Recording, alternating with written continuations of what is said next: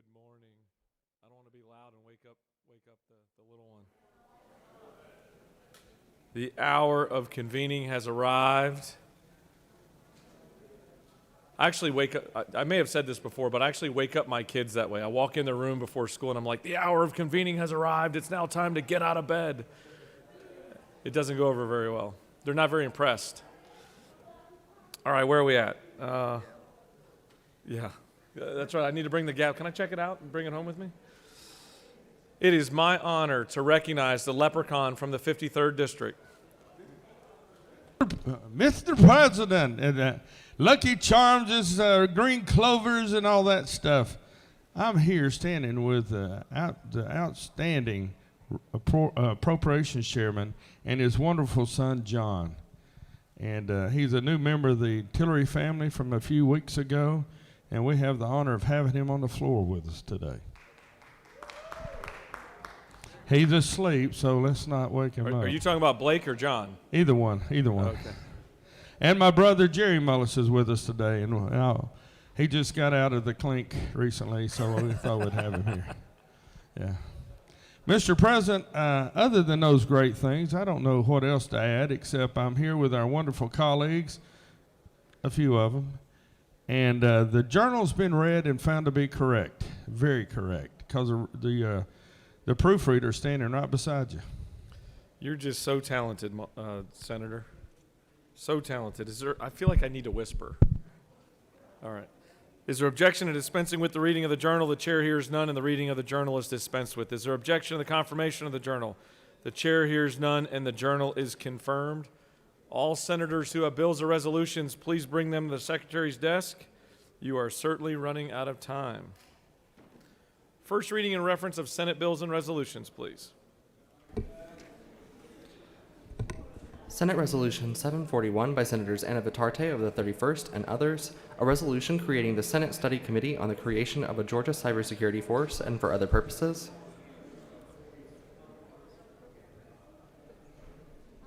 Rules. Senate Resolution 742 by Senator Anna Vitarte of the 31st, a resolution recognizing Mr. Sammy Robinson and dedicating a bridge in his honor and for other purposes. Transportation. Senate Resolution 744 by Senators Rahman of the 5th and others, a resolution celebrating the anniversary of the signing of the Lahore Rules. Resolution. That completes the order, Mr. President. Mr. Secretary, can you please read reports of standing committees? Mr. President, the Senate Committee on Health and Human Services has had under consideration the following legislation and has instructed me to report the same back to the Senate with the following recommendation. House Bill 1186, do pass. Respectfully submitted, Senator Watson of the 1st District Chairman. Mr. President, the Senate Committee on Insurance and Labor has had under consideration the following legislation and has instructed me to report the same back to the Senate with the following recommendation.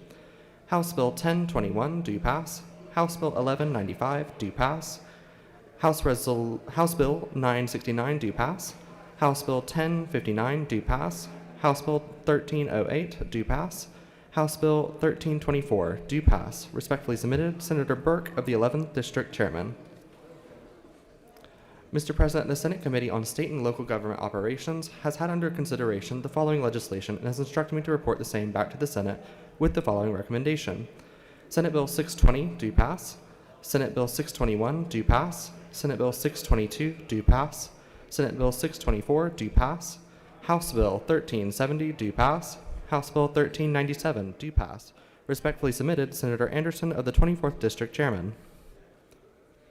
Mr. President, the Senate Committee on State and Local Government Operations General has had under consideration the following legislation and has instructed me to report the same back to the Senate with the following recommendation. House Bill 1381, do pass. House Bill 1385, do pass. House Bill 1406, do pass. Respectfully submitted, Senator Anderson of the 24th District Chairman. That completes the order, Mr. President. All right, it's now time for morning roll call. It is now time for morning roll call. Are there any motions to excuse? The chair recognizes, out of sequence, the senator from the 17th. Good morning, Mr. President. I ask unanimous consent to excuse the senator from the 33rd and probably all those folks he normally excuses. Did he hand you the rest of his list? He did not. That's what I'm trying to say. I don't know who else he would normally excuse, but definitely the senator from the 33rd for business outside the Capitol. Without objection, the senator from the 33rd is excused. The chair recognizes his good friend from the 37th. Mr. President, I ask unanimous consent to excuse the senator from the 12th. Without objection, the senator from the 12th is excused. The chair recognizes the senator from the 22nd. Thank you, Mr. President. Ask unanimous consent. Excuse the senator from the 5th. Without objection, the senator from the 5th is excused. The chair recognizes the senator from the 11th. Thank you, Mr. President. I request unanimous consent to excuse the senator from the 8th. Without objection, the senator from the 8th is excused. Chair recognizes the senator from the 24th. Mr. President, I ask to excuse the senator from the 54th. Without objection, the senator from the 54th is excused. Are there any additional motions to excuse? Chair recognizes the senator from the 29th. Chair asks for unanimous consent to excuse the senator from the 27th for business inside the Capitol. Without objection, the senator from the 27th is excused. The secretary will call the roll. Senators, signify your presence by voting the A switch. The secretary will unlock the machine.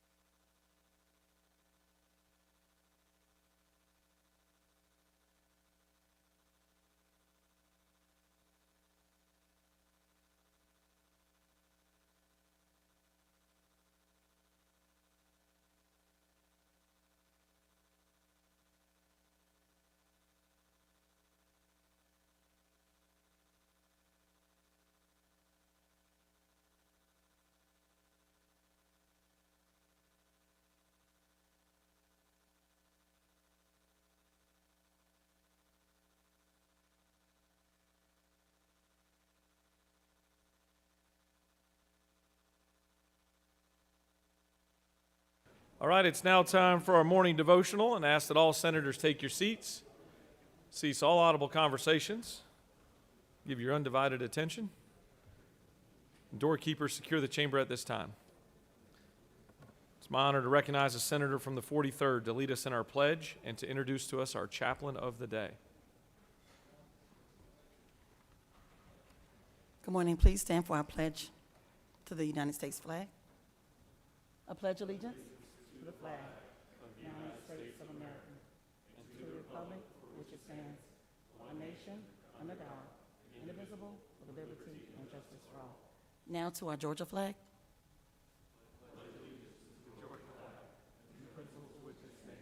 Wisdom, justice, and good morning.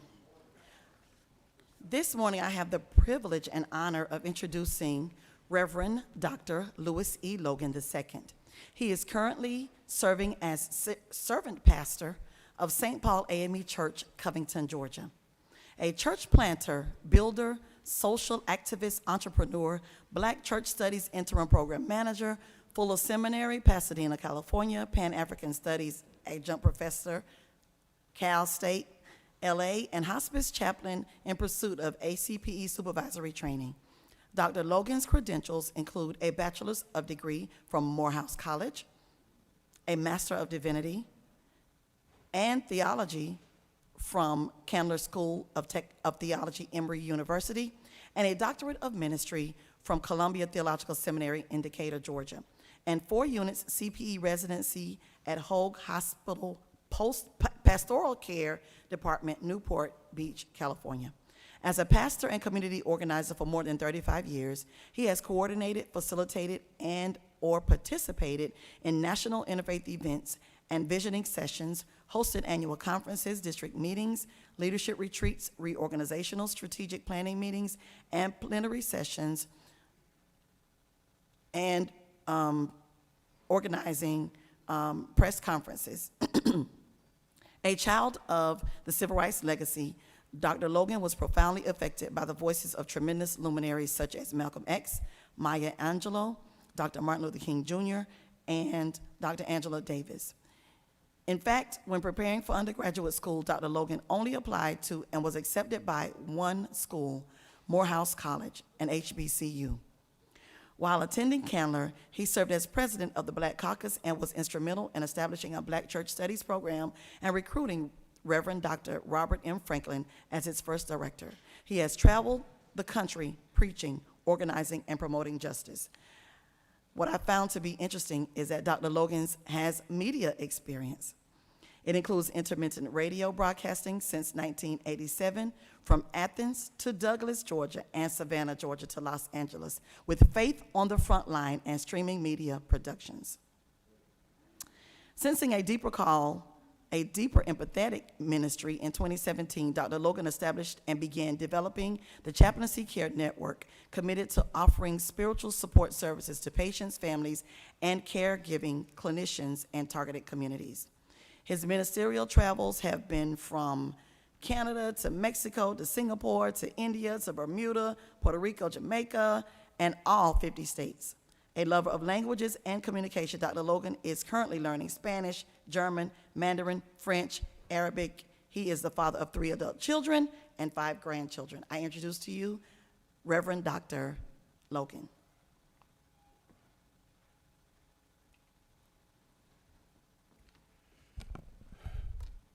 Good morning. We bring you greetings on behalf of the fine members of St. Paul A&B Church in Covington, Georgia, on behalf of Bishop Reginald T. Jackson, our bishop in the 6th Episcopal District.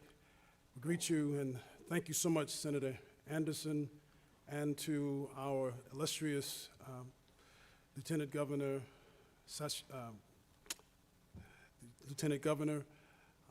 and to all of you who make up this august assemblage this morning. I'm grateful and humbled to have the opportunity also to celebrate the legacy of my dad, whose 82nd birthday would have been tomorrow, March 18th. While an avid and voracious bibliophile, he was also a man of the soil and taught me a little bit about what it means to plant seeds. And from this, I had a keen kind of attraction to a particular passage in Matthew 13, where Jesus taught about a sower of seeds, a farmer who sowed good seeds, and the seeds sprung up, but somehow or another an enemy came in and sowed weeds. And the wheat and the weeds began to grow together. The servants of the house came with alarm to the farmer and said, "Hey, these seeds are growing up with the weeds. What happened?" And I was struck by the wisdom and sagacity of the farmer, who said, ultimately, enemy has done this. And then the servant said, in panic, fright, maybe we should pull up the weeds so that the wheat will flourish. But I was struck by the sagacity again of the farmer. It seems like he took a page out of Isaiah 28, 26 through 29, where it says that the Lord gives wisdom to the farmer, gives unusual understanding to the farmer, allows the farmer to use the right tools for the right reason in the right season. Farmer says, no, don't do that. You do that, you'll pull up the wheat and the weeds together.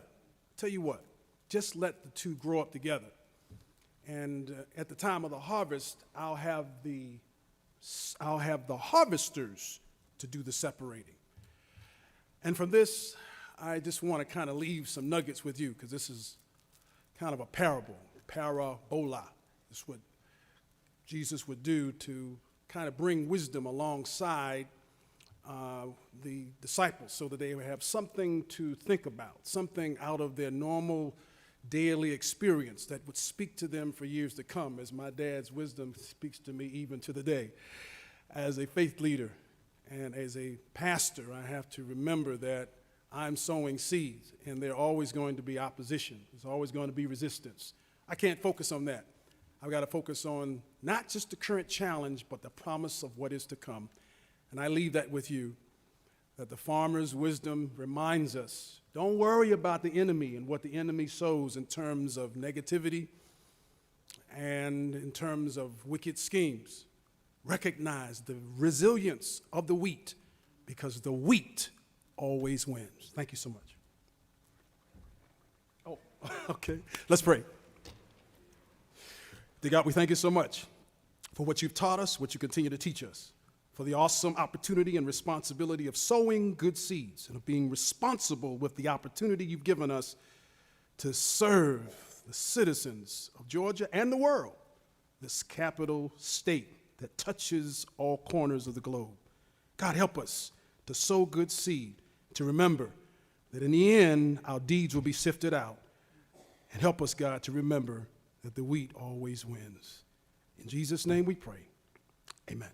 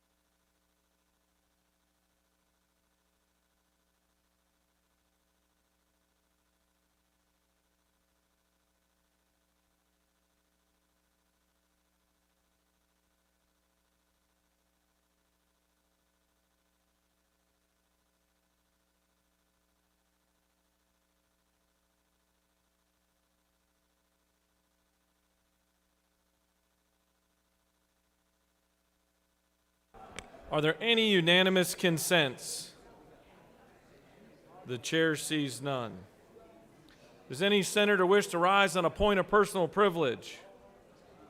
The chair recognizes the senator from the 42nd.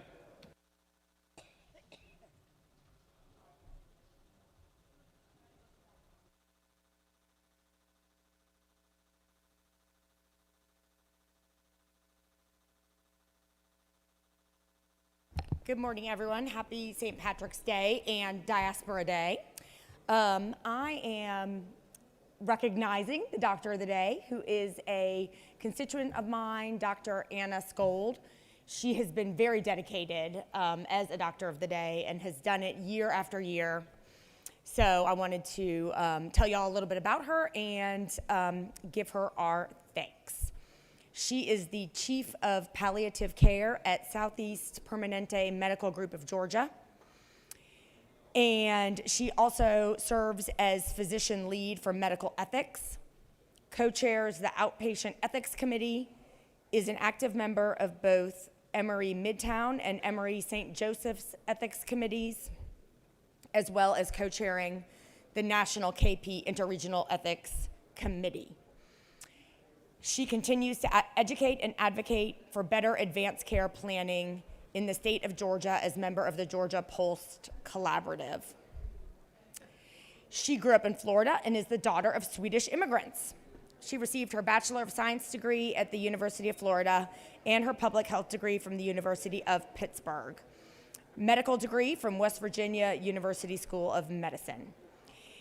Dr. Skold met her husband while working in Denali, Alaska, and they and their 2 children continue to enjoy hiking and camping on a regular basis. Thank you so much for serving us today, Dr. Anna Skold. Thank you, Mr. President. I yield the well. Chair recognizes the senator from the 39th for a point of personal privilege.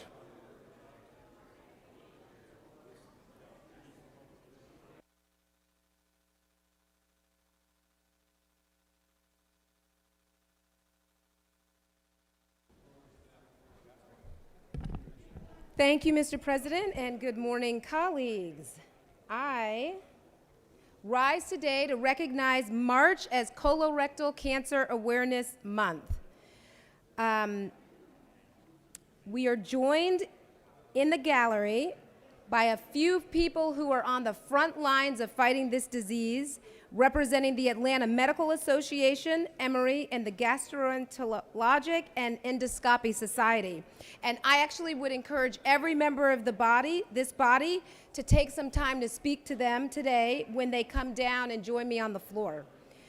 Colorectal cancer is the 3rd most commonly diagnosed and 2nd most lethal cancer in Georgia, making our role in combating it especially important. Thankfully, the disease is more manageable than ever due to the advances in screening techniques and improvements in treatment. More people are surviving and thriving following their battle with this disease. However, those incredible advancements are not equally accessible to all of the people in our state. Our low-income residents have less access to care, which means it's harder to catch cancers and other illnesses early. For those who are able to find it quickly, the 5-year survival rate is over 90%. However, for those who catch it the latest, the 5-year survival rate is only 15%. The cost of treatment only increases with each passing day that it festers as well, which disproportionately burdens Georgians who have the fewest resources to deal with it in the first place. If there is one thing that every person in this state can do to mark this month of awareness, it's to encourage everyone they know to consult their healthcare provider and begin screening regularly. And note also that the recommended age for screening has been dropped from 50 to 45. Thank you, Mr. President. However, for those of us in this chamber, our responsibility is different. Anybody who has insurance, screenings are available to you at no cost, but at a minimum, this is where Medicaid expansion would allow hundreds of thousands of people to access preventative care, most of whom can't even afford a basic checkup now. I know it's St. Patrick's Day and I see a lot of green. I am in blue for colorectal cancer awareness. I had a friend about a decade ago at 38 who was diagnosed with stage 4 cancer and ultimately was not able to win that battle and passed away just days after his 39th birthday. This is a treatable disease. I encourage all of you to go get your screenings, encourage everybody you know to get their screenings, and know that we will never truly control this disease until one's income is decoupled from one's chance to survive. And I want to just remind everybody, and thank you again, earlier this month, we actually did a Senate resolution recognizing March 2022 as Colorectal Cancer Awareness Month. So thank you all for that. And if you would, I would like to have our guests, oh, they're in the back. If you would just note our guests, this is the Atlanta Medical Association, Dr. Kevin Woods, Gastroenterologic and Endoscopic Society, Dr. Shaw. Thank you for the work you do every day on the front lines of this disease. Thank you, and I yield the well. Chair recognizes the senator from the 52nd for an announcement.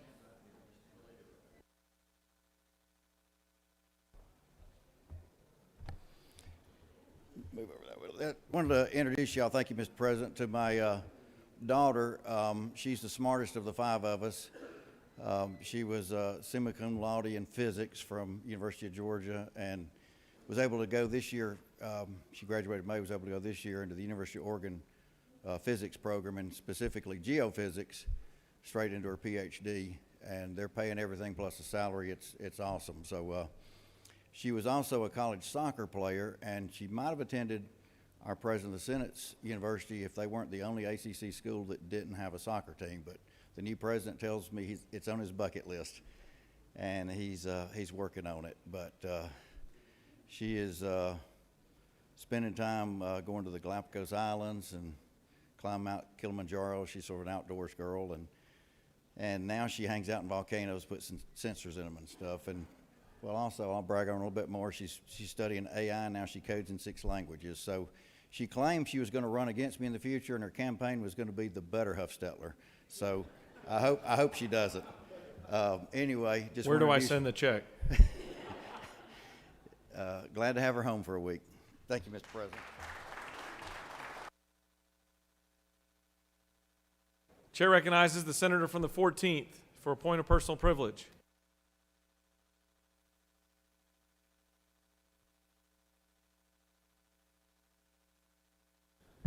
Thank you, Mr. President. Every now and then we get a chance to be able to reconnect with friends. We've talked about how important relationships are in life and even in our service down here. And on a campaign trail a number of months ago, I was out in Carrollton speaking, and a gentleman walked up to me and said, "Do you remember me?"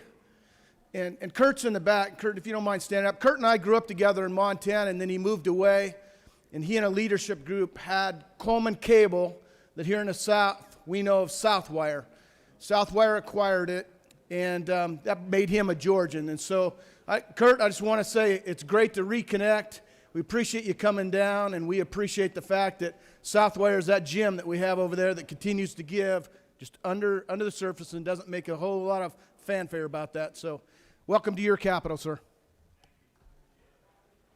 Chair recognizes the senator from the 35th with a point of personal privilege. Yes, ma'am.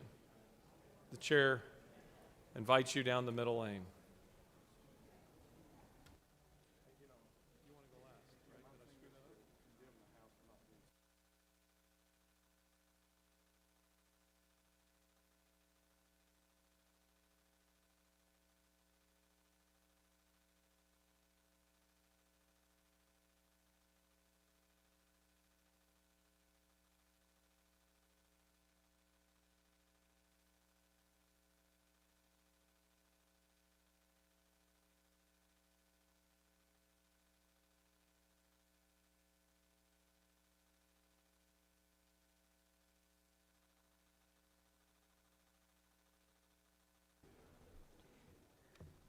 Wow. Can I have that slip? Can I have?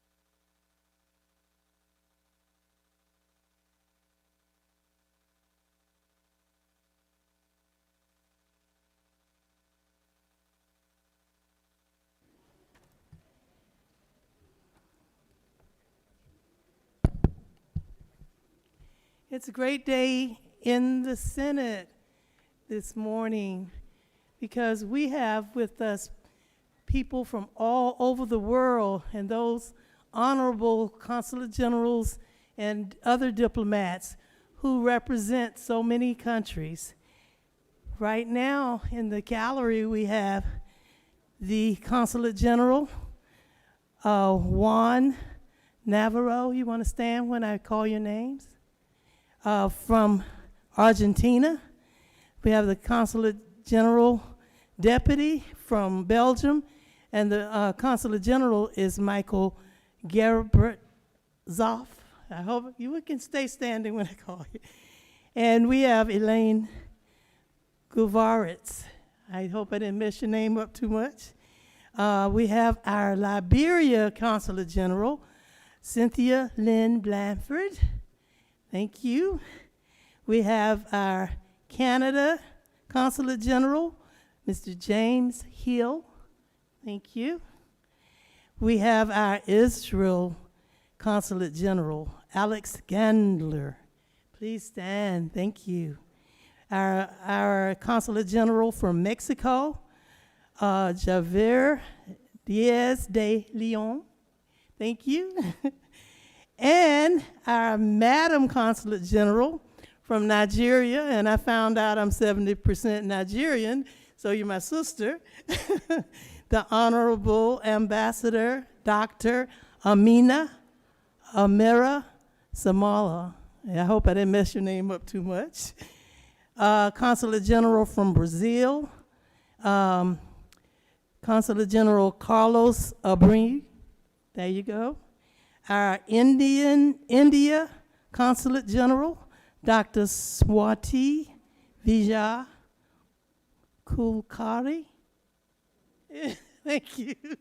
And our Consulate General from Bahamas, Shireen Johnson. Our representative, there you are, Dr. Isa Ambo, who is Haiti. Are you there, Dr. Ambo? Yes. And we have many others, let's see, that are not on my list. But we have a resolution that is Resolution 652 that says recognizing March 17th, 2022 as International Diaspora Day at the State Capitol. And I see Ms. Stovall, who is representing one of our African groups as well. And Zambia, Congo, Cameroon, South Africa, Kenya, Ghana, Ivory Coast, Gambia. I said Liberia already, the Honorable Consulate General, and also Ethiopia, Nigeria, Tanzania, Uganda, and many other countries are represented. They were in room 307 earlier. You're here now. We have resolutions for you and honorary Georgia Citizen awards as well. So I hope to meet you in person very soon, and we're going to take pictures at 11:30. So thank you, Mr. President. And everyone, please stand up and let's give them a warm Senate welcome. Thank you, thank you, thank you, thank you. All right. Thank you very much, and I yield the well, and again, all the honorable ones, we thank you for being here. The Rules Chairman rarely pushes his button to speak during points of personal privilege, but he has today. I'm certain he would like all of your attention. The Chair recognizes the distinguished Rules Chairman for a point of personal privilege.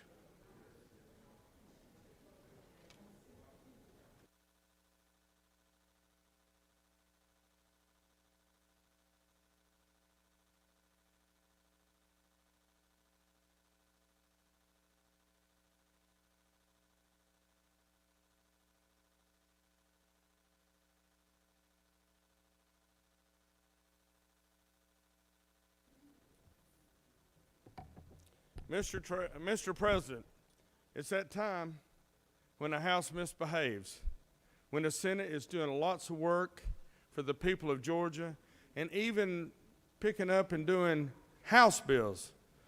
Well, Mr. President, as they said in NASA, Houston, there is a problem. Well, senators, there is a problem. The House is neglecting their duty again. We have done 18 House bills over here. 18. You know how many they've done of ours? 1. And that's right. Aren't you outraged? Yes, me too. And the one they did, they ripped out and put their bill and sent it over. So I am furious. I am outraged about this. So ask your House member, when is the House going to pick up Senate bills, which are the better bill anyway? So ask them when they're going to work for the people of Georgia. Pick up the good bills and make decisions on them. So please, let it be known. Let it be written. Are you writing this down? Let it be written. Every word. That we need to see some Senate bills on the floor of the House. Mr. President, thank you for this moment, for this opportunity. And gentlemen and ladies, please let it be known that we will not stop helping the people of Georgia. Thank you, Mr. President. I'll yield the will. Delivered like a true statesman. Does the chair need to recognize the senator from the 26th for a point of personal privilege? For what purpose does the senator from the 26th rise? Inquire. State your inquiry. Isn't it true that we can play the same game? We can table House Bill 304, House Bill 147, and House Resolution 683. Certainly the gentleman knows of what he speaks, but this chamber puts policy over politics. With that, you have a consent calendar of privileged resolutions before you. Does any senator wish to remove a resolution from the consent calendar? Is there objection to adoption of the resolutions on the consent calendar? The chair hears none, and the resolutions on the consent calendar are adopted.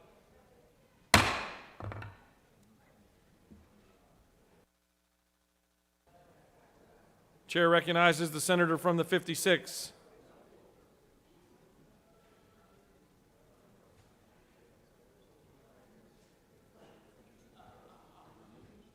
Are there any motions to withdraw and commit? The chair recognizes it's not crossover, you can't run.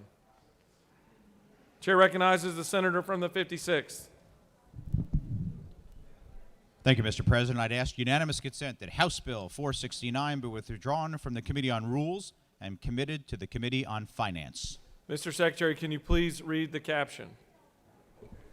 House Bill 469 by Representative Stevens of the 164th and others, a bill to be entitled an act to amend Article 2 of Chapter 7 of Title 48 of the Official Code of Georgia annotated relating to the imposition, rate, and computation of and exemptions from state income taxes so as to extend a sunset for Code Section 48-7-29.8 relating to tax credits for the rehabilitation of historic structures, to provide for the effectiveness of prior law upon such sunset, to provide for tax credits for manufacturers of zero-emission motor vehicles and for other purposes.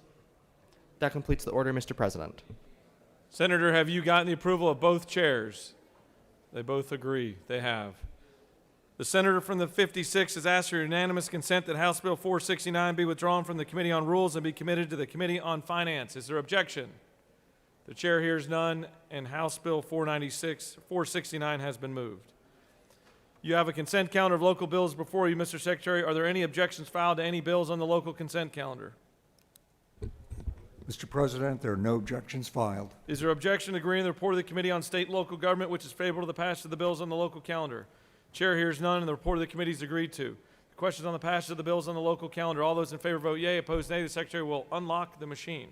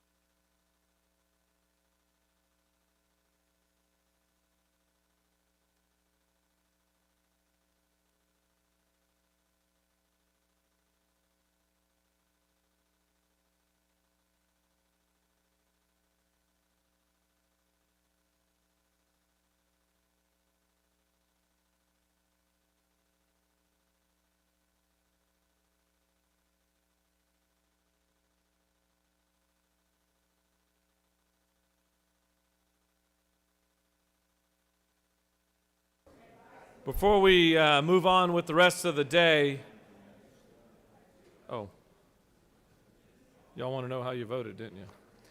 On the passage of the bills on the local calendar, the yeas are 47, the nays are 2, and the bills having received the requisite constitutional majority are therefore passed. I can't help but notice all the various shades of green today for St. Patrick's Day. It seems like everybody but me has green on. And for like the 30th year in a row, I've forgotten to wear green, but I have a very good excuse. Today at our house, we don't celebrate St. Patrick's Day. We celebrate my wife's birthday. So while everyone's looking for a green tie or a green shirt to wear, I'm looking for an Amazon package on the porch, which showed that it was rerouted in the middle of the night and didn't get there on time. So once again, I apologize for not wearing green, but happy birthday, Brooke. If you're watching, you're probably not, but happy birthday. And this is for the next 2 weeks, we are the same age. So that's an important bragging right at our house. Chair recognizes the majority leader for motion. Mr. President, I move that HB 304 be engrossed. Mr. Secretary, can you please read the caption?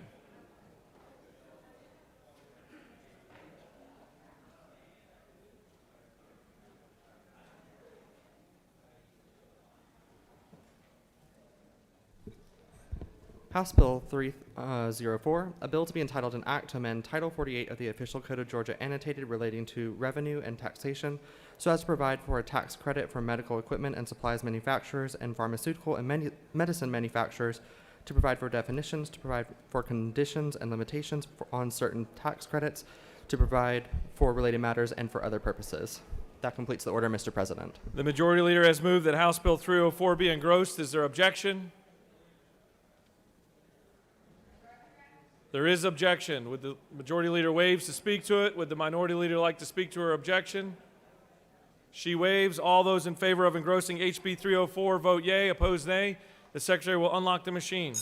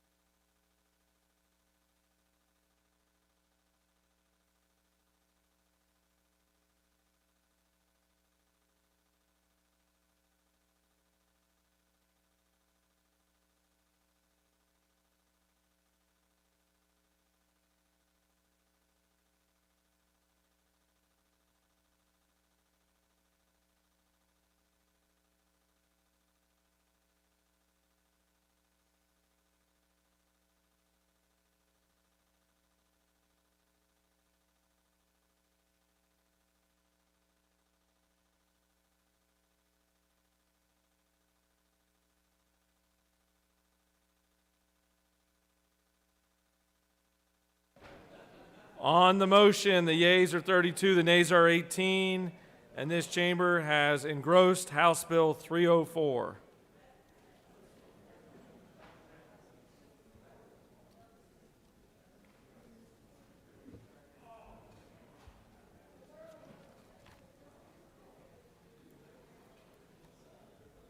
All right, we're now going to move on to the rules calendar. We are now going to move on to the rules calendar.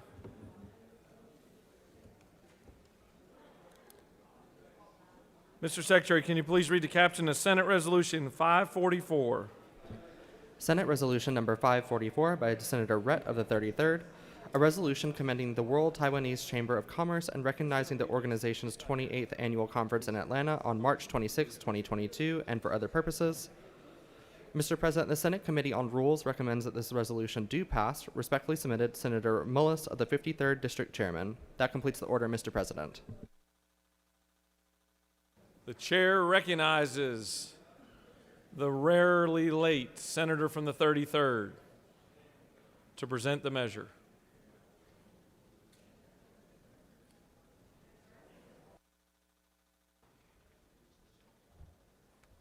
Thank you, Mr. President, my fellow senators, colleagues, friends, and the rest of y'all.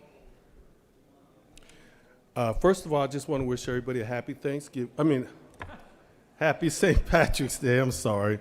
And just ask you to support this resolution. It's a simple resolution recognizing the World Taiwanese Chamber of Commerce at their 28th annual conference here in the city of Atlanta. I also want to reach out to my colleague from the 28th for his leadership in this, and I yield well. Thank you, Mr. President. Does any other senator wish to speak for or against Senate Resolution 544? The chair sees none. Is there objection to agree in the report of the committee which is favorable to the adoption of the resolution? The chair hears none, and the report of the committee is agreed to. Is there objection to the main question being ordered? The chair hears none, and the main question is ordered. Questions on the adoption of the resolution. All those in favor vote yea. Opposed, nay. The secretary will unlock the machine.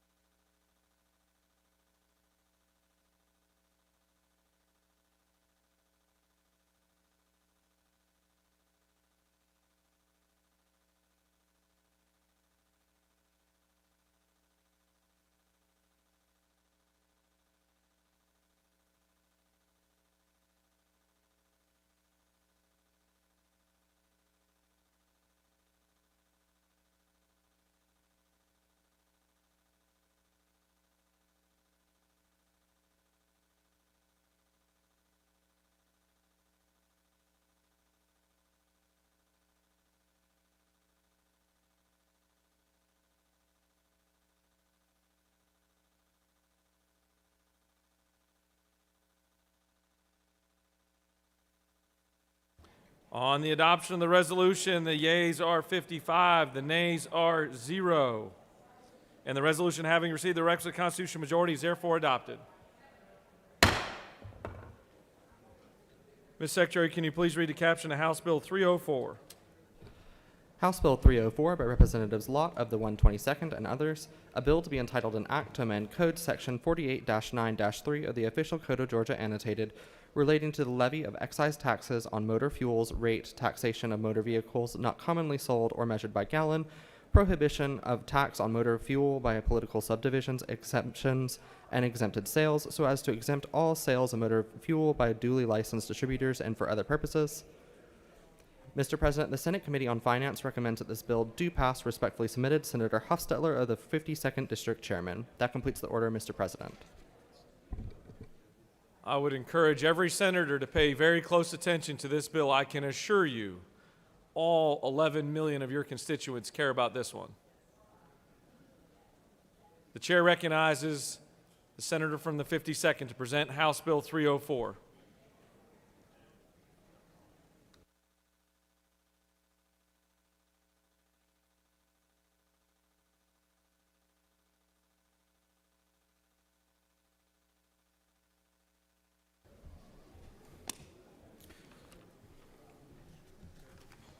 Thank you, Mr. President. The proposal in the bill before you today is to suspend the Georgia tax on fuel through May 31st of this year, 2022.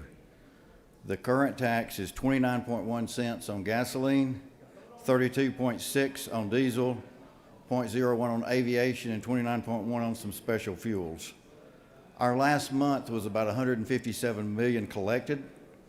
This will be for a little over 2 months. So you can do the math. It's between $300 and $400 million that will be replaced with unspecified fund balance. But I also want to talk about oil. The U.S. became a net exporter a few years ago. We import and we export because some refineries use different oils. Our lighter weight from, say, Texas is better suited some other refineries. And the U.S. had passed Russia and Saudi Arabia a few years ago and became the #1 producer of crude oil. The U.S. increased oil production by 50% from 2016 to 2020. Again, the U.S. increased oil production by 50% from 2016 to 2020. And we were using less Russian oil. It was down to about 405,000 barrels. We're now using none with the Biden executive order last week, and I agree with that. And I also believe we should all come together during a war and leave politics out if it weakens our United States. But I also have to point out that the Keystone XL pipeline would have transported 830,000 barrels, over double what we were importing from Russia.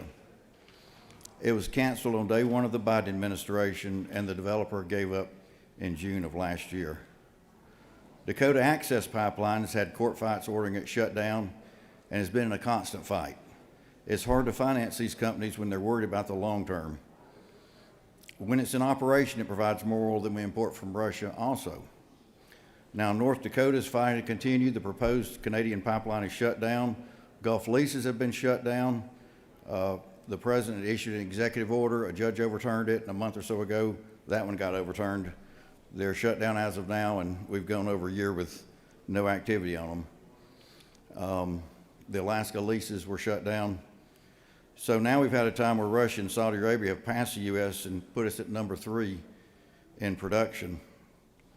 Our president wants to double wind production offshore by 2030, and that's good. I certainly support that. I've signed a couple of solar bills wanting to use that. It's all good, but that's then and this is now. And also renewables replace natural gas and coal, not oil. Our Energy Secretary, Jennifer Granholm, is now asking oil companies to produce more oil, but in the last week, the number of oil rigs fell from 522 to 519. Oil production takes 6 months to a year, or sometimes years to get started, and then there's a shortage of parts, so you can't just go back and turn it on until you find equipment to produce it with and get things going again. And the other thing is, when you invest, you don't want a short-term revenue where they need you now, start producing, and then shut you down months later. You don't find investors jumping in for that. And I want to point out, too, this isn't just about oil, it's natural gas. 67% of our natural gas was coming from fracking. Have y'all looked at the price of natural gas lately? It's actually come down a little bit from one point, but it's double where it was a year ago. So we've dropped from being the number 1 producer of oil. We dropped from 13.1 million barrels to 11.6 million barrels per day. So we've got a problem that's not going to be solved overnight. It's going to be a while. Though Saudi Arabia could help out, but apparently hadn't been returning phone calls. The message was clear from day one of the Biden administration that they were going to shut down a lot of these leases and keep them from going on federal land. And it's disappointing to me because he was a senator in the 70s when we had a very painful lesson in being dependent on foreign oil. So now, yet barely a year in with the administration, we're getting back to that position. But we could have been in a position to help our allies who are facing a decision right now of whether to shut off Russian oil and then have a recession because of it. Ukraine is obviously a mess. We don't know what all the strategy is there. I support the president. I hope he's making the right decisions on that. He and the military know much more than a lot of us, and we have to, as a company, support that. But right now, the thing is, we've got a humanitarian crisis over there, but we've also got an environmental crisis in the Ukraine that's caused by Putin, a would-be Hitler over there. And that's not even counting the potential for nuclear plant issues. God forbid something happens there. So the 29 cents is not going to completely solve the suffering of our citizens, but it's a start and it's a statement. And we will have to fill it in with a rainy day fund, but it's raining a big storm on our citizens right now. They're also eaten up by inflation, which was caused by ignoring basic economics that say if you put a bunch of money in the economy and people are not working, and that money's chasing fewer goods, then age-old supply and demand say that inflation is going to take off, and it did. Some of his economists said that this was the new economy. Those old rules didn't apply. That crazy thinking has been shut down now, I hope. Some in both parties up there said go big or go home. Well, I wish they'd all gone home. Though maybe not to run for state office if they come back, but instead, they spent like drunken sailors. We went big, and now we're paying for it severely, and it probably won't end well. Many of us, including myself and others, and I know the chairman of Appropriations, and I do a little monthly newsletter where we were both saying this a year ago and before a year ago, what was going to happen. Not that we're that smart, but it's just freshman level macroeconomics, which actually I took as a senior in high school. I was on the dual enrollment program. And I see that look. They did have dual enrollment back then when I was in school. So anyway, we were sounding the alarm. Janet Yellen was saying the risk of inflation March 14th, she said, of last year was very low, and we have the tools to handle it. She subscribed to that belief that the new economy was different. Well, thank goodness Georgia has a rainy day fund balance. It's raining, and we're going to do our part to help our citizens. We'll suspend the gas tax, and we'll also help families with tax refunds that we passed yesterday, sending $500 to families, $250 to individuals, and $375 to head of households. That's going to help them cover the devastating cost of this inflation that was, in my opinion, caused by putting way too much money in the economy, which also increased our debt level tremendously, and I ascribe both parties to that in D.C. Now of our $3 or $4 trillion we collect, we're spending $500 billion just on the interest. It's going to some people here, but also going to places like China, Japan. What could we do with $500 billion if it stayed here? I urge your support of this resolution, and Mr. President, I will yield for questions. Chair recognizes the senator from the 53rd with a question. Thank you, Mr. President. Senator Yield. I'll yield. Isn't it true that I and many in this chamber are grateful for this bill?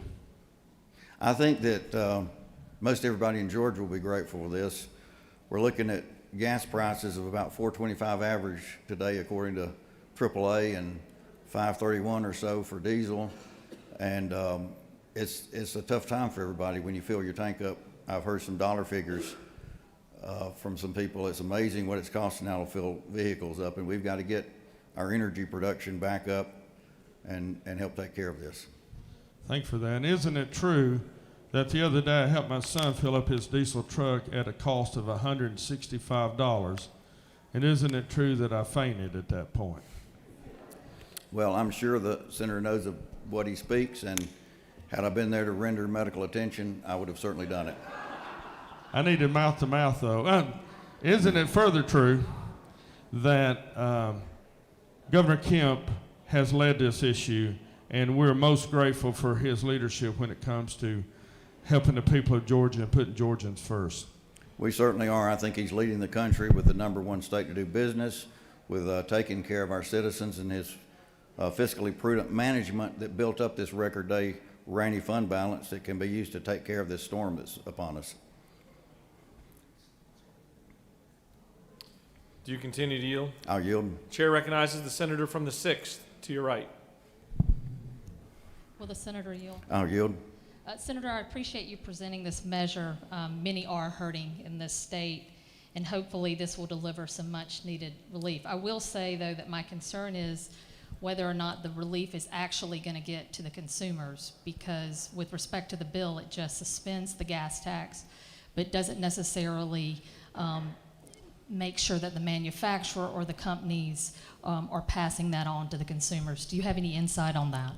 Well, I think that they've already talked about watching very carefully for that. Now, this is taxed at the wholesale level, the same as we presented the other day for our scrap tires, an example. It's the efficient way to do it, same marketplace facilitator and others do.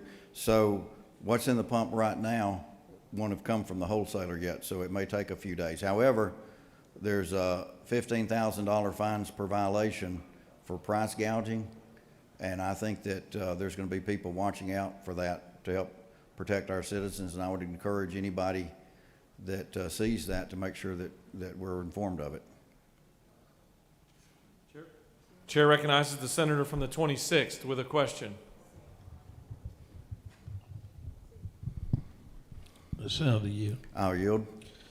Senator, as we look at the gas tax and the diesel tax, I have a concern that I've got a lot of constituents that truck drivers and do hauling. And a lot of them are on these highway contracts that we are doing now in the state of Georgia. You know, if you go to the grocery store, they got a way to pass it on. But these haulers have signed contracts, even with the fuel and even with DOT. Is there any way, or can the majority leader tell me how we deal with that? I've heard There are some federal regulations that deal with it when it's not their cause. But the problem is, even with the fuel tax, there are contracts that have been signed, and they're dealing with DOT. So is there any way that these guys can recoup some of that since they've signed these contracts and the fuel costs going up? You know, I'd have to let the attorneys address something like that. All I can say is that the state of Georgia is saying during this crisis, we're not going to take a penny at all or any other amount and add it to these fuel prices that our citizens are paying. You have no more questions. Thank you, Mr. President. I urge your support of this bill. Chair recognizes the senator from the 36th to speak to the measure.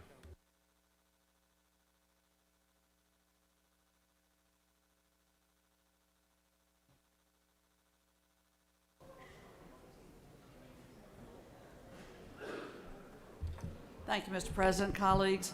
I rise to speak on this bill, and as our chair of our Finance Committee, I'm sure has shared with you, we voted 100% bipartisan support for this bill for all the reasons that have been laid out here. But I want to clear up some things in that conversation about trying to tag the president with creating this crisis or failing to solve it. The truth of the matter is our senator, our Georgia senator, hope we'll all stand proud and tall behind Senator Raphael Warnock, who's called for federal relief at the gas pump and is working hard in that regard to get that done. And all should join and support that effort at the federal level as well. You know, the truth is that the administration only has control over drilling on federal lands, which amount to about 1% or 1.5% of global output. And it's the fossil fuel industry's decision not to drill. They have that choice. We are now, do you all know this?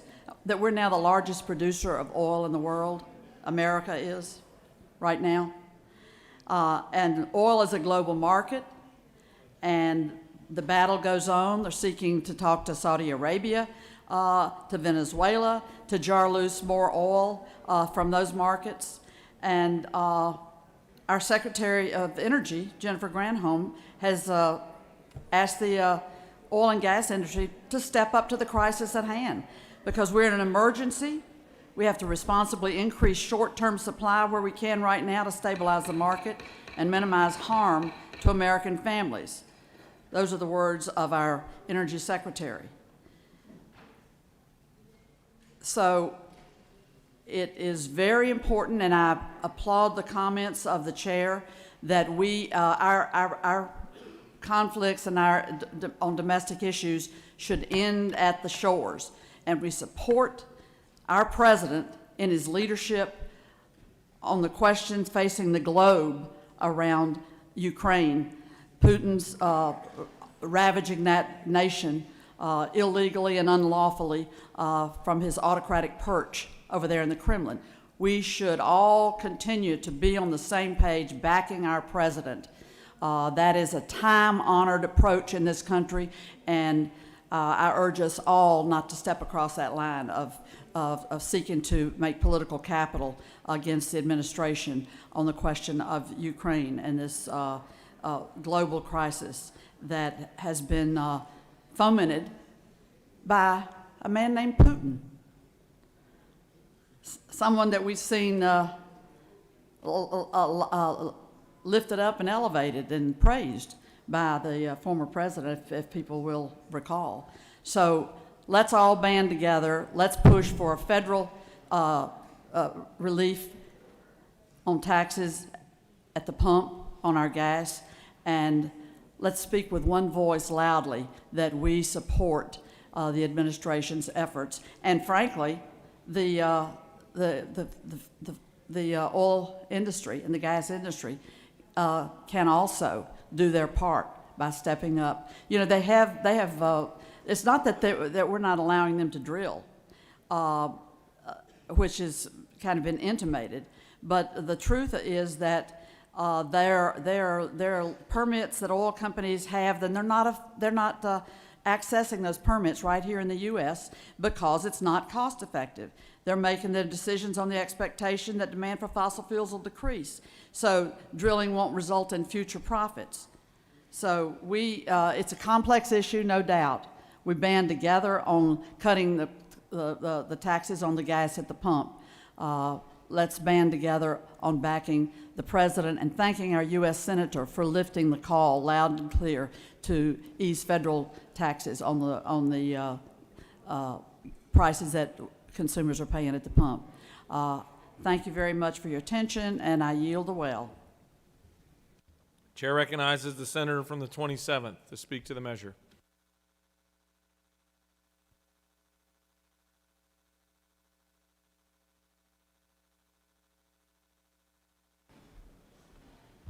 Good morning, Mr. President and colleagues. I want to start by commending Governor Kemp for bringing this important legislation that will help every single person who buys anything in the state of Georgia, who lives in the state of Georgia, who does business in the state of Georgia, which is every single one of our constituents. And also to the senator from the 52nd, thank you for accurately and factually laying out not only what this legislation will do, but how we got where we are. The previous speakers pointed to Vladimir Putin, who certainly has a significant hand in the gas prices today. But there's a question that you should ask yourself. When did gas prices go up more under this administration? Before Putin or after Putin? And if this is all on Putin, the answer would be, well, the gas prices have risen more since Putin's invasion of Ukraine than they did before Putin's invasion of Ukraine. However, that is not true. Gas prices were up $1 a gallon last year alone. The senator from the 52nd laid out some of those reasons. I want to crystallize those into two separate categories. And the first one is oil policy, domestic energy policy. We are now seeing what happens when radicals are in charge of energy policy in the United States. We are seeing inflation unlike that which we have seen since 40 years ago. Natural gas is up 25% and electricity is up 10%. On top of the gas prices that we have seen. But the other thing that happened is record spending from the federal government that has put inflationary pressure, predictable inflationary pressure, across the entire economy. And who predicted this? Well, President Obama's former economist, Larry Summers, in 2021, before the Biden administration passed the American Rescue Plan, said, quote, "This is going to set off inflationary pressure the kind of which we have not seen in a generation." That prompted President Biden's economist, Jared Bernstein, to say that Summers was flat out wrong. Well, Summers, unfortunately, was flat out right. In February of 2021, the Biden administration told us that the 4% inflation will be transitory, meaning it would end quickly. In October of last year, when it had grown to 6%, the Biden administration told us that it was a sign of a good economy. In January of this year, when it had risen to 7.5%, the Biden administration blamed corporate greed. And now, in March, that we've reached 10%, it's all Vladimir Putin. No, this is the response, in large part, if not most part, to fiscal policy and energy policy, both of which are being driven by the radical left. Mr. President, I support this legislation, but I'm concerned that it won't be enough, because this legislation ends in May, and I have zero confidence that this administration will get this problem under control by the end of May. And to support that assertion, I will close by reading you a quote from then-candidate Biden when he spoke about the oil industry. He was asked by then-President Trump if he was going to shut down the oil industry, and he answered, quote, "Number one, no more subsidies for the fossil fuel industry. No more drilling on federal lands. No more drilling, including offshore. No ability for the oil industry to drill, period. It ends. Number one," unquote. Mr. President, I yield the well. Chair recognizes the senator from the 25th to speak to the measure.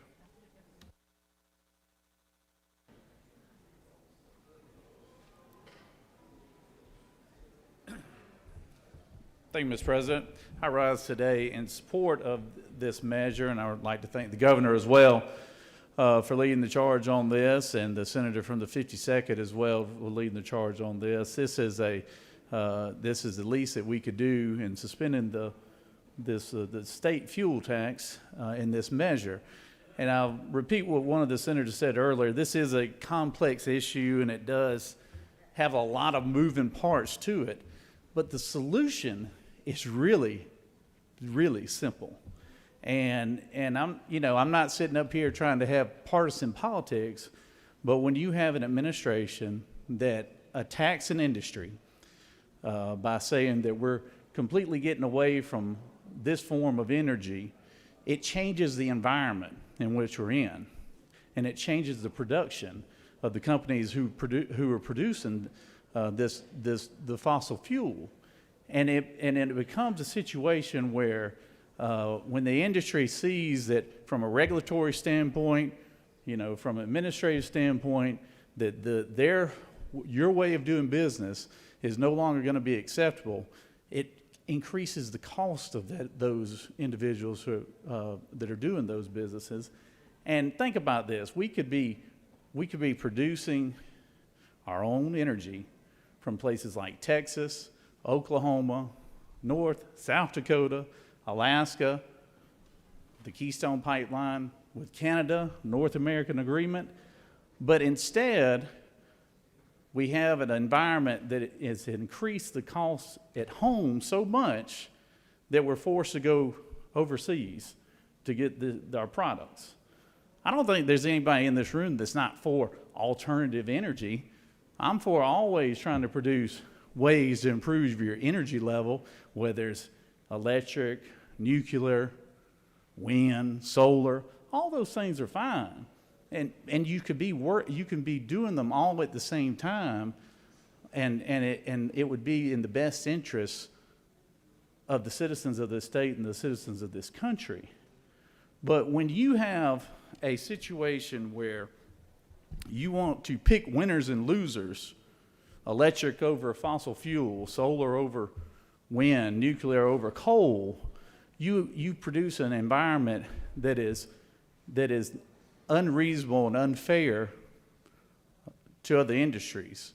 And so the simple fix for us as a legislative body, I would hope that we could encourage as a state senate, Republican and Democrats, instead of just eliminating the state sales tax, or as our U.S. Senator has offered to eliminate the federal sales tax, I would encourage us to have our delegation, federal delegation, to ask this current administration that we go back to being energy independent, and not have to go to people like Venezuela or Russia or Saudi Arabia and other countries that do not have the United States' best interests at heart.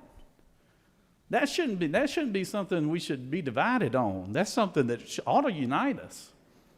And it's a shame, because I don't care if you're a Republican or Democrat in this chamber, I can guarantee you the senator's constituents from the 13th are hurting just as bad as the senator's constituents from the 15th, because it affects everybody.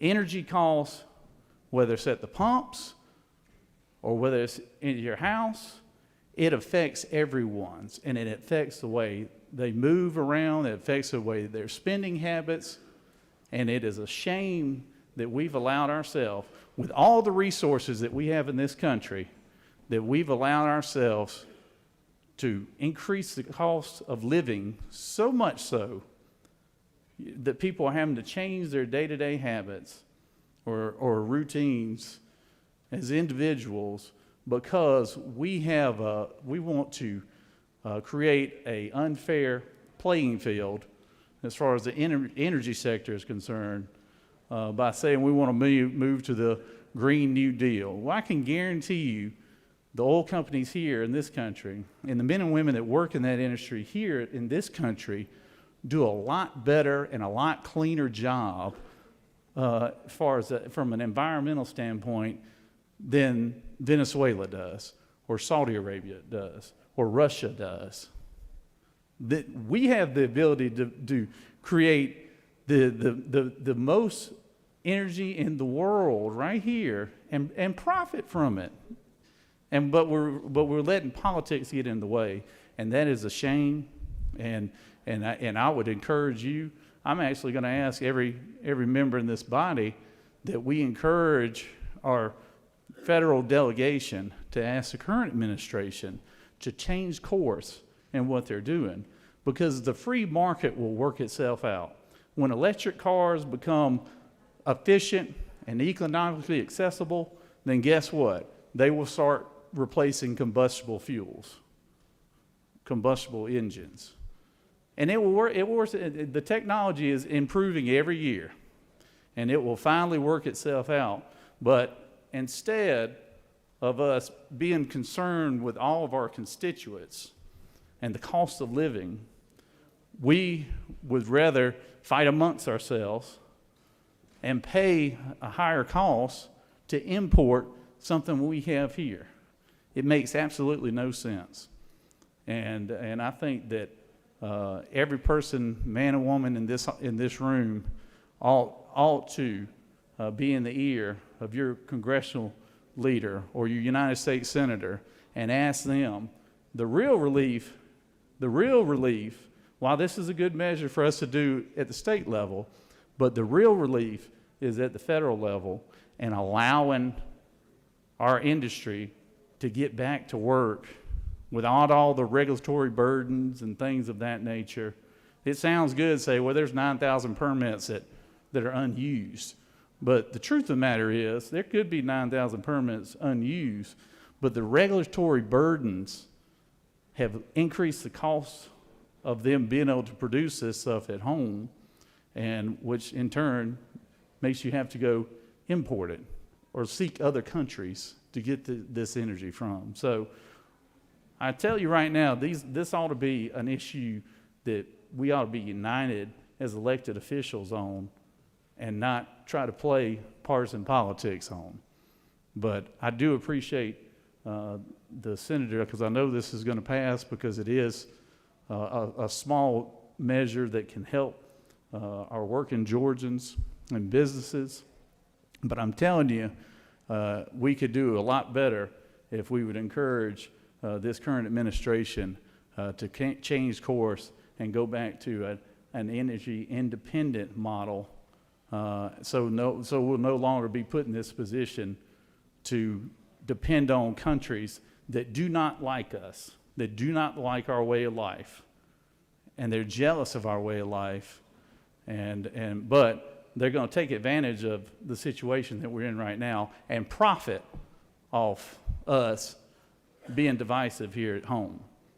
That's who the real winners are going to be, is these foreign entities that are now going to benefit from domestic policy.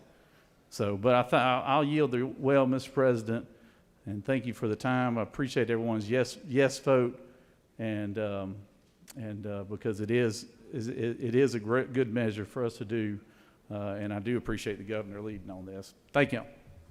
Chair recognizes the senator from the 42nd to speak to the measure.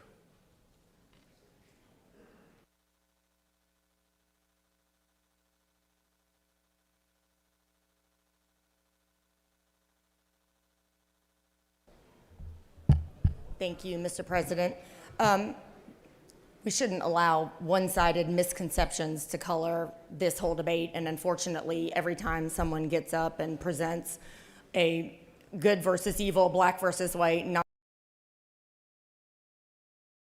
of the issue of climate change, oil production, gas prices, and how we are treating American consumers, it's necessary to get up and put a little more nuance and color on that conversation, because really it is critical, and we all should be able to agree that oil and gas policy energy policy, and climate change are all issues that are important for us to try to tackle, and it in no way is easy, it in no way is uncomplicated, and it in no way is black and white or good versus evil.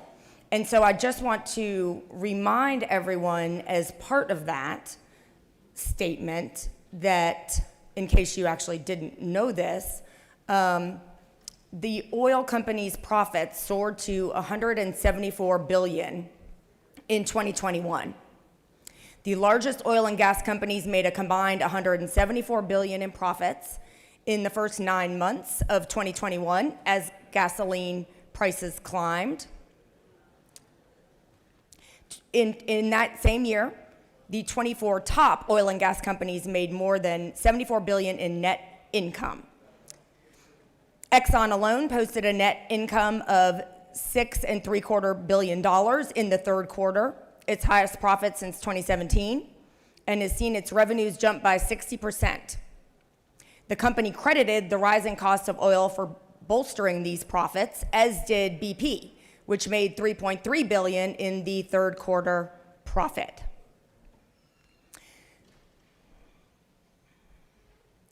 The Biden administration released around that same time 50 million barrels of oil from the National Strategic Reserve to help dampen costs.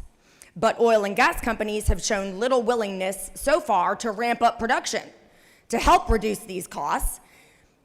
And a new report recently released by the government watchdog group Accountable.us accuses them of taking advantage of bloated prices, fleecing American families along the way amid the ongoing fallout from the COVID-19 pandemic.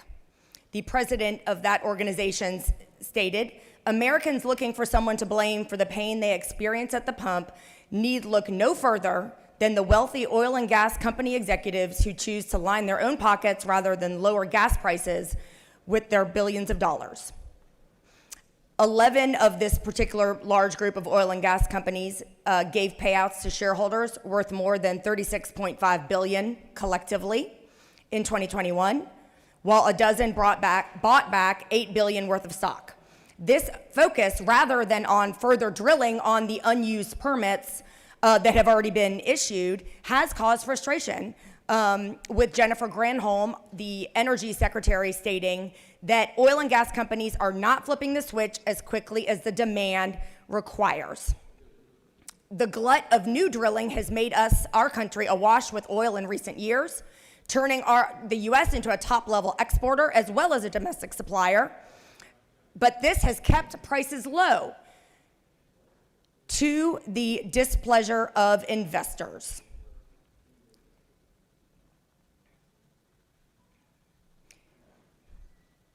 The oil and gas industry has fought the administration's attempts to pause new drilling permits on federal land, despite its unwillingness to expand operations in order to reap the returns of costlier oil, and the fact that the industry is currently sitting on 14 million acres of already leased land that isn't being used, an area double the size of Massachusetts. It is not the government that is banning the oil and gas industry from drilling more, an expert analyst at Raymond James told CNN. It's pressure from their shareholders. Thank you, Mr. President. I yield the well. Chair recognizes the senator from the 33rd to speak to the measure.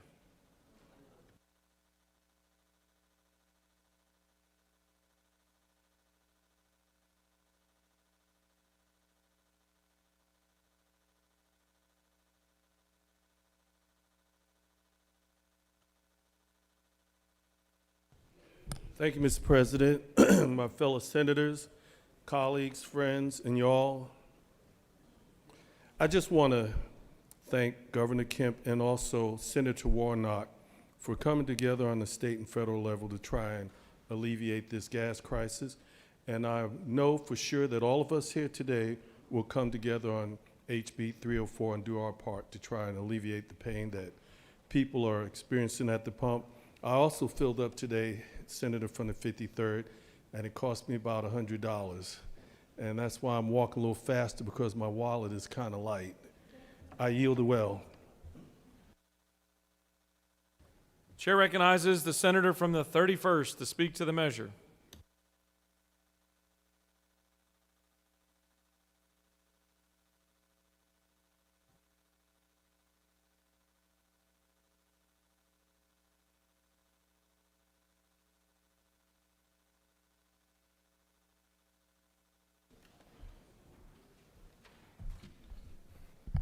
Thank you, Mr. President. I just want to make a couple comments on this great, happy St. Patrick's Day. And I know everybody in here is probably ready to get out of here, especially the folks maybe from Savannah. But let's talk about some facts just real quick, because I know there's a lot of debate about, you know, what oil companies are doing and everything else. But the pure and simple facts is that the CPI inflation in America, ending, you know, measured from February 2022, going back 12 months, and over those 12 months, I don't think there was a Ukraine conflict, was 7.9%. So every good that every family in Georgia, middle-class family, low-class family, you know, folks that are living in poverty, you know, across the gamut in our state, families who want to be successful are paying 7.9% greater on everything that they're buying.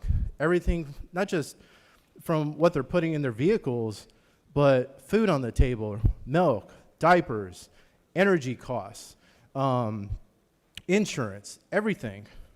And for us to sit here and say that, you know, it's because of a conflict, it's just disingenuous. The other thing, too, and to echo what the senator from the 25th said and others, is that we have the capability to be independent with our energy production. And for us to rely on folks and negotiate with the president of Venezuela for the past many years, and we've talked about his atrocities, his human rights violations, how he's treated his own citizens, how he's treated Americans, and we're gonna go negotiate with that guy? Like, give me a break. Like, I mean, let's get serious if we're talking about what we want to do in America, how we're going to support Georgians, and, you know, what is our place in the free world. The other thing, just to talk about too, in terms of, you know, how inflation impacts families. If we were to measure income for just the average individual or average family, 7.9% of inflation is almost wiping out income for so many families in just 1 month. Just think about that. And I think this gesture and this work that Governor Kemp has taken on, and I'm sure in some way, shape, or form, somebody's going to criticize him for doing it, which, you know, is pretty ridiculous. But I think any relief that we can find to basically give back to the taxpayers, and I agree with the senator from the 26th about what are we doing for truckers. As a legislature, there are ways to make the life and business of truckers in America and in the state of Georgia easier by how we're, you know, letting them do business with their fleet management, reducing, you know, the license burden, fees, and reduce, you know, government that is creating barriers for them to hire more people, buy more vehicles, and get more products moving, you know, across our interstate. So with that, Mr. President, let's be genuine about, you know, what we're doing here and what we're doing for Georgians if we're going to have a debate on foreign policy. With that, Mr. President, I'll yield the will unless there's questions. You have a question. Chair recognizes the senator from the 27th with a question. Thank you, Mr. President. Senator, you yield? Yes. You spoke a little bit about domestic energy independence. Isn't it true that while, on his first day in office actually, while the president was shutting down the permit for the Keystone Pipeline, which was under construction, which was going to be the first ever net zero emission pipeline that we had in this country, which is going to be 100% fueled by sustainable energy by 2030. Isn't it true that while we were stopping that he was lifting the sanctions on the Nord Stream 2 pipeline to allow Russia to provide national gas to the Germans? Yes, Senator, I believe that is correct. Senator, you mentioned the inflationary pressure that we have. Obviously, that was put in place by government spending in large part. I mentioned this earlier, but I'd be curious, what do you think that President Biden meant when he said, no ability for the oil industry to continue to drill, period, ends, number one? I mean, my interpretation is that I'm going to tax, I'm going to regulate, I'm going to put up barriers to basically stop America from basically creating energy sources to help American families. And I think that the more we see regulation, these bans on leases, the things we're seeing the federal government put in place is only hampering us and is setting us backwards, especially now while we're in the middle of a world conflict that is only growing by the day. And I think we do need to thank, our leaders in Congress who have been leading on this in both parties and stepping up and providing aid to the Ukrainian government while we're dealing with this issue. But the backdoor, I think what Congress is doing and having negotiations with Venezuela and Iran is completely disingenuous to the American people and I think the citizens of Georgia while we're suffering and dealing with the inflation crisis and every single day seeing store owners and small business owners trying to find help to staff restaurants and staff convenience stores and staff all these basic things that, if you notice, slowly by slowly, we're seeing the hours get smaller and smaller when people can go and buy those goods. Over time, if we continue with a 7.9% rate of inflation throughout this year and into next year, more and more of those small businesses are going to close. And so something dynamically changes and we see less government, less taxation, and less regulation impacting those businesses to produce for American families. Thank you, Senator. Mr. President, I yield the well. Senator has yielded the well. Does any other senator wish to speak for or against House Bill 304? The chair recognizes the senator from the 10th to speak to the measure.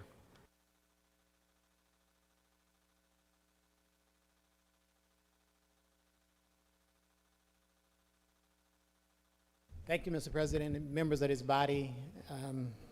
What was supposed to be a simple bipartisan bill really turned into the radical right trying to make and score political points with something that we all wanted to participate in, and that is trying to save money for the average Georgian.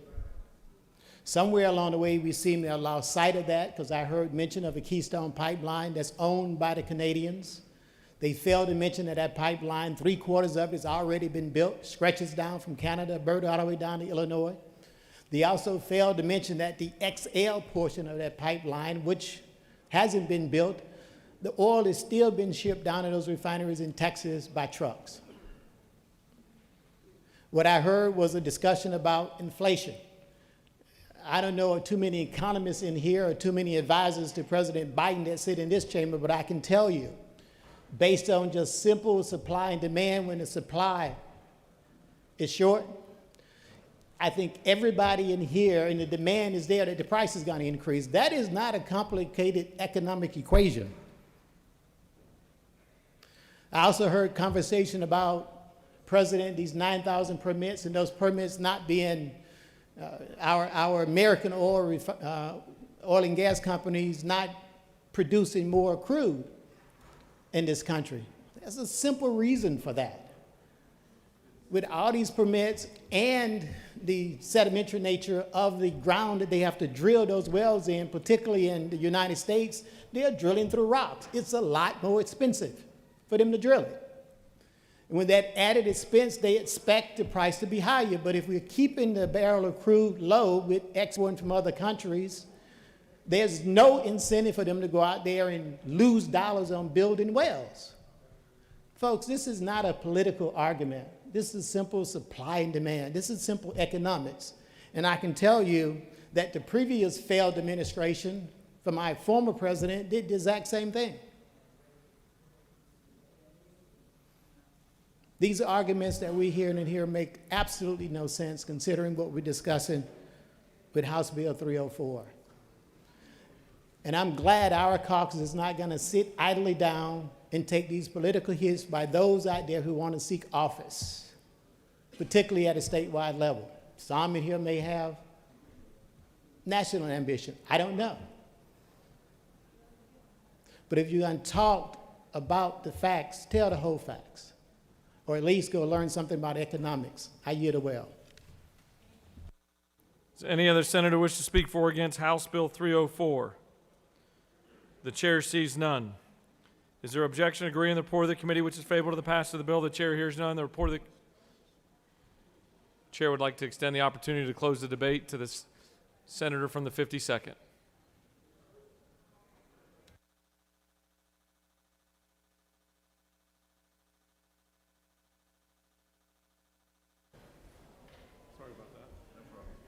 Thank you, Mr. President. Wanted to address a couple of issues. We talked about the legal issues with the truckers, and I was informed during that time that the federal contracts do have outs that can help those people in an emergency like that. The other point I probably should have made was the governor can extend this. We won't be in session then, I hope, at the end of May, and he can do it when we're not. This is usually the time we do it, and it gets extended. We'll see what happens. China's been in COVID lockdown. That's dropping the demand a little bit. Russia, Ukraine could make it a lot worse. We don't know. So that will be his prerogative, but it will only delay it unless we come back and ratify it. We have to approve it, or else it will be owed in back by the wholesalers. So I want to make that clear. The flipping the switch, I mean, that just doesn't happen. I tried to go through and explain the process, and they can't just go back and turn it back on. The permits are one step in the process, then you got to get a land surface agreement, you got to get transportation. There's steps in that process, and whether economically feasible or not, but we heard about Exxon's profit, and a couple of years ago they lost $20 billion. There are years they win and they lose, but the way to get profits, if you think they're unreasonable, down to a reasonable level, is not to beat them up, but to have ways to encourage production and increase the supply. They said it was simple economic supply and demand. That's correct. It is simple economic supply and demand. When you start off in day one and you shut down permits, you shut down the pipeline, investors don't want to get involved in that. They don't see a bright future in that, and it's had a problem. And I do want to also talk about the supply. And again, remember, we had increased 50% in 4 years. We dropped from 13.1 million barrels to 11.6 million barrels. We've got to get the supply back up. And note on the pipelines, yeah, there's a Keystone pipeline that's running. It's always been running. There's a Keystone XL that was under construction that has now been stopped. That would have been a tremendous help in encouraging people to get supplies out of that area. And pipelines are the safest, most environmentally safe form of transportation. Safer than on the roads, safer than rail, safer than barges. The people that will stop this in our country don't have any problem with that barge pulling into the Gulf and delivering foreign oil, which is a less safe form of it. Anyway, I hope we've had a good debate on this, and I hope that we will do things that encourage production and make us more secure from enemies that hate us by having our own supply and not repeat what happened in the 70s. Mr. President, with that, I yield the will. Senator has closed out the debate. Is there objection agreeing the report of the committee which is favorable to the passage of the bill? The chair hears none. The report of the committee is agreed to. Is there objection to the main question being ordered? The chair hears none, and the main question is ordered. Questions on the passage of the bill. All those in favor vote yea. Opposed, nay. The secretary will unlock the machine.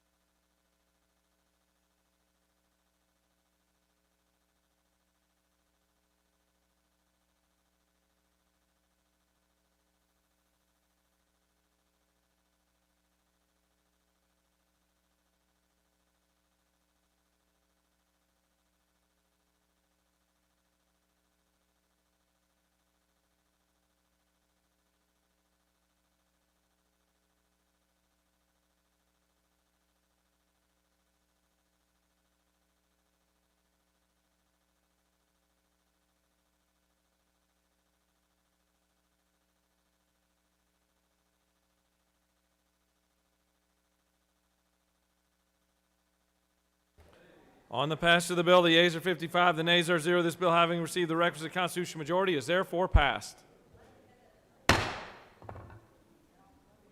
On behalf of 11 million Georgians, thank you. Mr. Secretary, can you please read the caption of House Bill 1147? House Bill 1147 by Representatives Rhodes of the 120th and others, a bill to be entitled an act to amend Chapter 3 of Title 27 of the Official Code of Georgia annotated relating to wildlife generally, so as to authorize the hunting and trapping of raccoons and possum year-round and for other purposes. Mr. President, the Senate Committee on Natural Resources and the Environment recommends that this bill do pass by substitute. Respectfully submitted, Senator Harper of the 7th District Chairman. Mr. President, the Senate Committee on Natural Resources and the Environment offers the following substitute to House Bill 1147. To amend Chapter 3 of Title 27 of the Official Code of Georgia annotated relating to wildlife generally, so as to authorize, at the discretion of the Board of Natural Resources, the trapping on private land and hunting of raccoons and possum year-round and for other purposes. That completes the order, Mr. President. Chair recognizes the senator from the 7th to present the much-anticipated House Bill 1147. Thank you, Mr. President. Ladies and gentlemen of the Senate, House Bill 1147 simply does two things. One, and I'll just say it in the same sentence, it opens up the possibility for trapping and hunting of raccoons and possums year-round to be in that, for that determination on when that would happen by the DNR board. As many of you know, the DNR board, we set the bookends on hunting seasons in our state, and the DNR board determines what those seasons are within those bookends.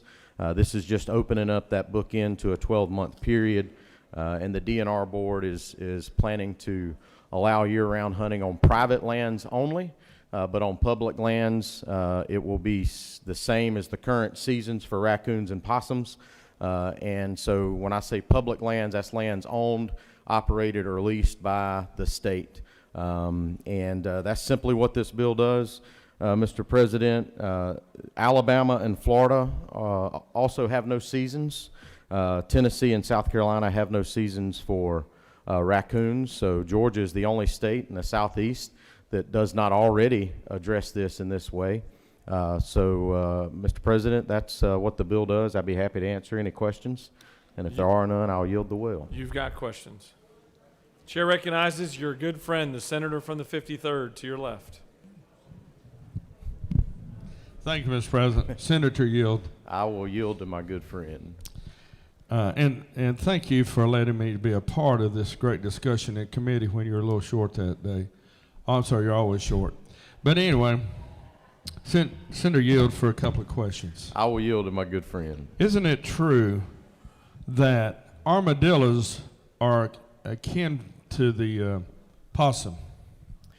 I think I know where you're going with that, to my good friend, but I would love to hear your explanation of how they're kin.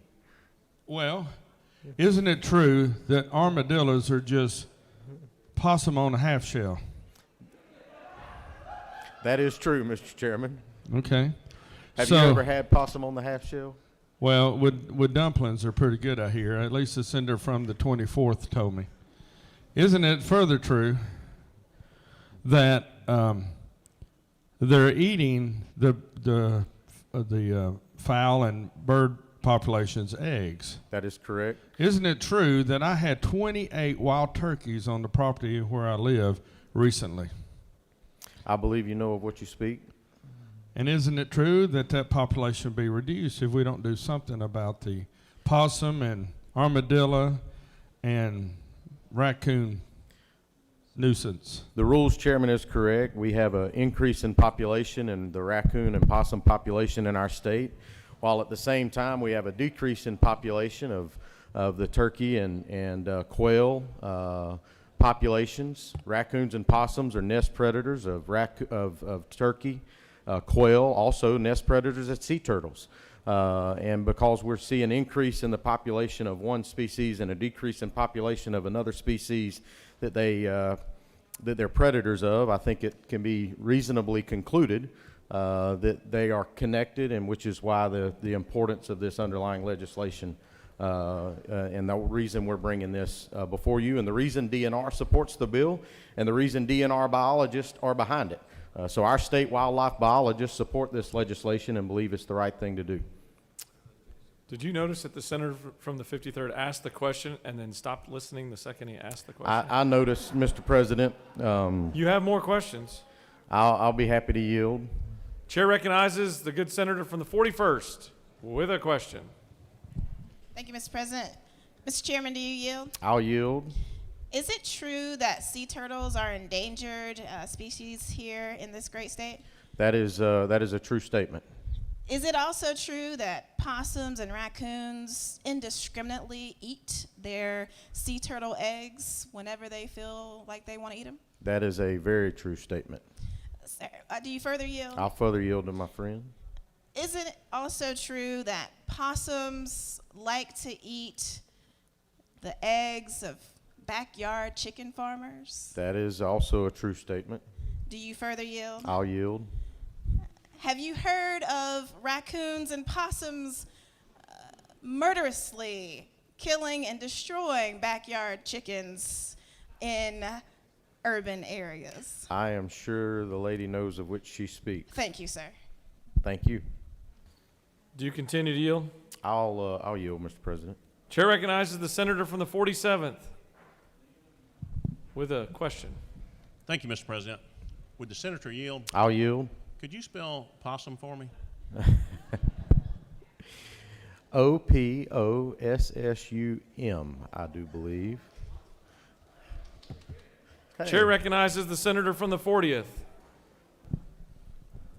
Thank you, Mr. Chairman. Do you yield? Yes, ma'am. Isn't it true that when we were talking about a very similar bill in committee, that it was stated by one of the members of the committee that the popularity of raccoon hunting and possum hunting had declined, and so therefore it is very possible that what this bill does will have very little effect on the nesting bird population, and that DNR and some other people testified that what would really make a big difference in saving nesting birds and increasing their population is working to restore the habitat that they need to make their nests. That is true. I will say in response to that also that there are a number of tools in the toolbox, so to speak, that DNR utilizes to address issues and populations within game species and non-native species in our state. This is just an additional tool in that toolbox to help them continue to address that, and I think they made that same notion in committee as well. So combined with addressing the habitat while also addressing the other issues and giving DNR all the tools it needs to do what they do best, I think is important, which is the purpose of this legislation. Yes, ma'am. Do you further yield? I'll yield. Is it not true that when you're fighting viruses, that things like masks and vaccines are also additional tools in the toolbox to keep that virus at bay?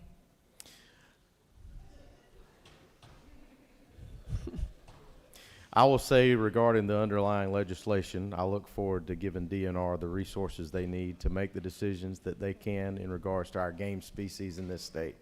With that, Mr. President, I'll yield the well.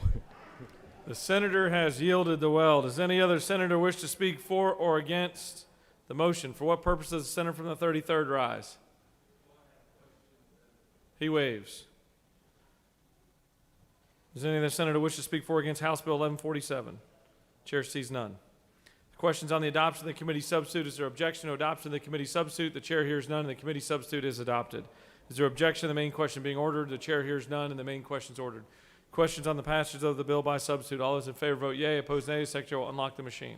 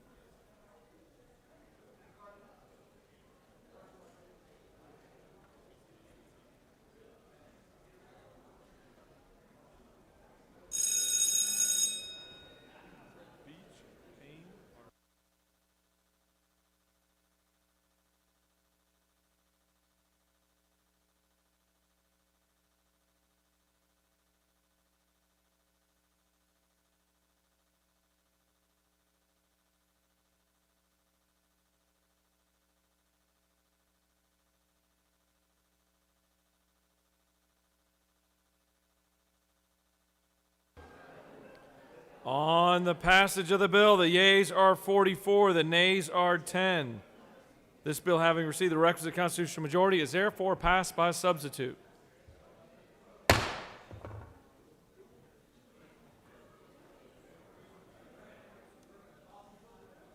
Some interesting patterns on that vote. Chair recognizes the majority leader. Mr. President, I move that we immediately transmit House Bill 304 to the House. Mr. Secretary, can you please read the caption?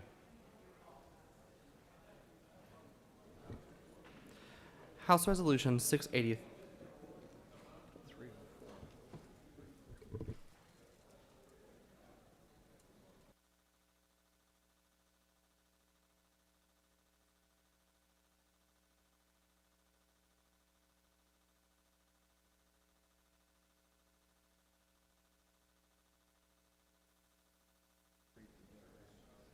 We're gonna move on to the next bill. They've got to go retrieve that bill, that physical copy of the bill, to bring it back here.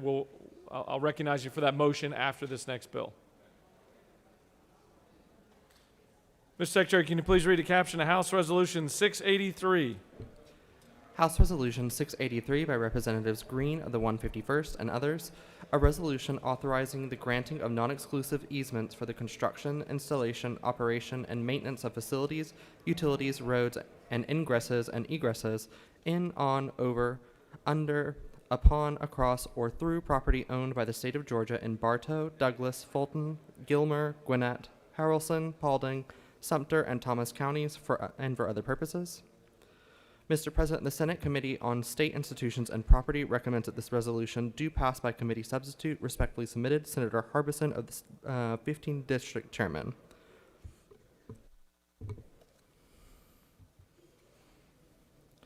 Mr. President, the Senate Committee on State Institutions and Property offers the following substitute to House Resolution 683.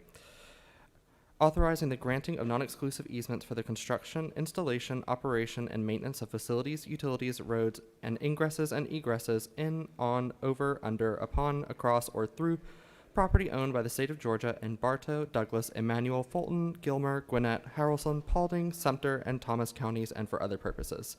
That completes the order, Mr. President. Chair recognizes the senator from the 15th, the Dean of the Senate, to present House Resolution 683. Thank you, Mr. President. Thank you very much, fellow senators. This is just simply the Senate State Institution and Property Commission's annual housekeeping bill. It conveys sometimes very small slivers of real estate in various cities around the state. And this is just a small portion. We got a larger portion that would be coming. At the same time, each and every senator in the body has been notified of this particular action. So as a consequence, I submit it to you for your consideration. There are no questions, Mr. President. I will yield the well. You don't appear to have any questions. Thank you, Mr. President. Thank you. Does any other senator wish to speak for or against House Resolution 683? The chair sees none. Questions on the adoption of the committee substitute? Is there objection to adoption of the committee substitute? The chair hears none. The committee substitute is adopted. Is there objection to agreeing to the report of the committee which is favorable to the passage of the bill? The chair hears none. The report of the committee is agreed to. Is there objection to the main question being ordered? The chair hears none, and the main question is ordered. Question on the adoption of the resolution by substitute. All those in favor vote yea. Opposed nay. The secretary will unlock the machine.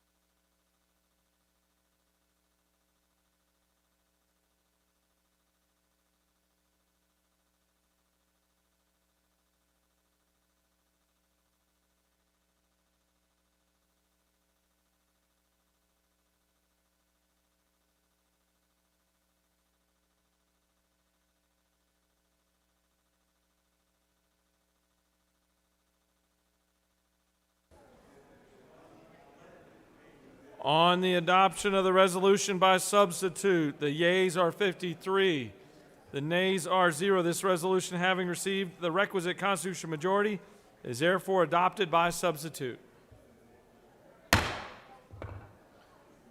Uber just delivered that resolution, or that bill. Chair now recognizes the majority leader for a motion. Thank you, Mr. President. I'm going to try this again. I move that we immediately transmit HB 304 to the House. Mr. Secretary, can you please read the caption?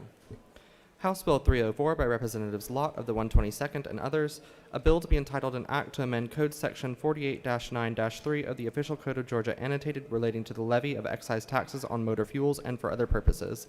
That completes the order, Mr. President. The majority leader has asked for unanimous consent for House Bill 304 to be immediately transmitted to the House. Is there objection? The chair hears none, and it is immediately transmitted. The chair once again recognizes the majority leader for a very important motion.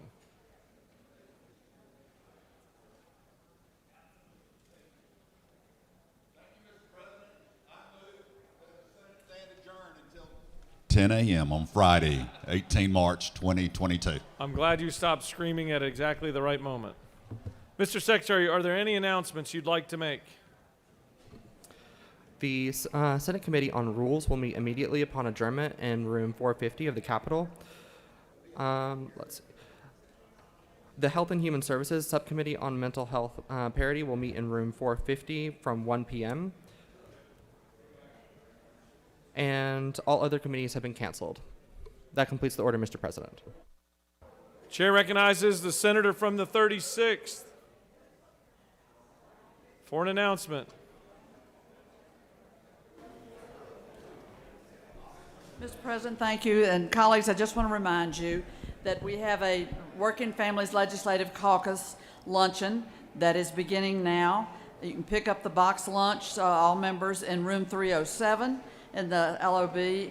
And we're going to be talking about the Department of Labor and key unemployment issues that we face here in Georgia. Thank you, and appreciate you getting your lunch and getting on the Zoom. Thank you. I yield the well. Chair recognizes the distinguished agriculture, I almost said commissioner, chairman, for an announcement. Thank you, Mr. President. So the Ag Committee will meet at 2 o'clock in Senate Mez, 2 o'clock for our Ag, Consumer, and Consumer Affairs. Oh, and tomorrow is John Bullock Day. Wear your blue jeans. Thanks. You delivered that with great passion today. Your enthusiasm was deep-rooted in St. Patrick's Day. All right. I got a birthday to celebrate here. The majority leader has moved that the Senate stand adjourned until Friday, March 18th, 2022 at 10 a.m. All those in favor signify by saying aye. Aye. Opposed, no. The ayes really have it today. Senate stands adjourned.